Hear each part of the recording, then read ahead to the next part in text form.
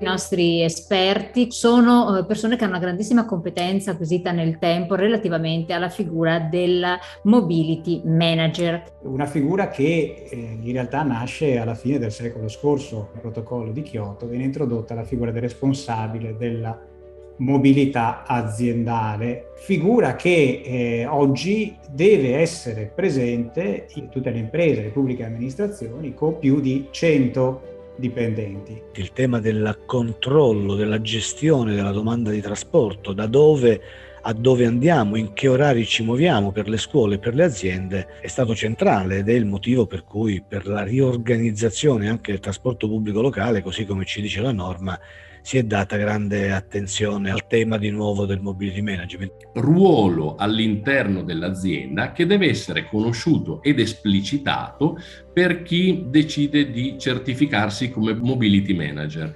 Non di meno va tenuto in considerazione che il mobility manager deve conoscere naturalmente il territorio in cui andrà a operare. Forti delle informazioni e delle insights che avevamo recuperato da queste survey, abbiamo deciso con il parziale finanziamento del Ministero di sviluppare un'app di carpooling all'interno del nostro ovviamente parco dipendenti. Abbiamo cominciato subito ad analizzare quelle che erano le esigenze di mobilità di quest'area.